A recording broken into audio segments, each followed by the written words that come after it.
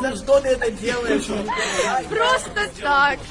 Этот инцидент произошел 7 апреля на Большой перемене. Девушки по очереди бьют свою жертву Синем Татлы. Юноши снимают, смеются и нецензурно комментируют процесс, явно его одобряя. При этом никто из подростков даже не попытался остановить избиение. Когда Синем дала отпор одной из обидчиц, на нее накинулись сразу 2 однокурсницы и повалили на землю.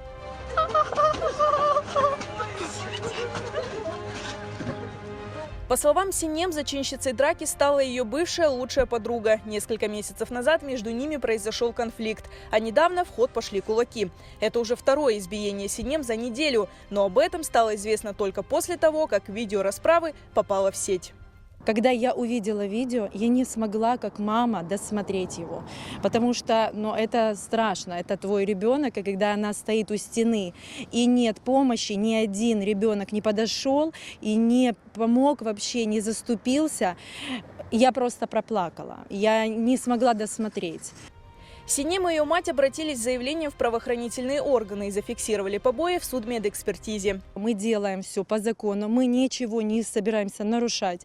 Мое желание не наказать вот так вот, чтобы вот я хочу отомстить, все. Нет этого. Просто есть самое главное, чтобы все поняли, что так делать нельзя, так поступать с людьми нельзя, это жестоко. Никто этого не заслуживает.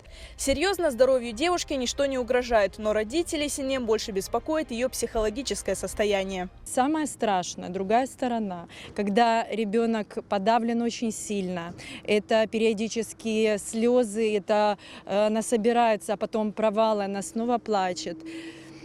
Это страшно видеть, и сейчас ее нужно поднимать. Между тем, директор колледжа в одном из интервью назвала избиение студентки банальной, обычной рядовой ссорой. Прокомментировать случившееся студии Карадинес Продакшн в колледже отказались. Директор в прокуратуре, замдиректора, плохо ей. Ну а как с ней можно связаться? Я телефон не даю, к сожалению. Это такое распоряжение. Все участники инцидента установлены. По факту избиения следственные органы и прокуратура начали проверку. Сообщается, что по ее итогам будут приняты меры наказания не только в отношении обидчиков Синем, но и руководства колледжа. Родители уже забрали Синем домой в Ахмеджит и не исключают перевода дочери на дистанционное обучение. По словам матери, окончательно не упасть духом девочке помогает поддержка людей. Синем получила сотни сообщений в соцсетях. Сегодня к колледжу пришли возмущенные инцидентом люди. На своей странице ВКонтакте девушка поблагодарила всех, кто ее поддерживает.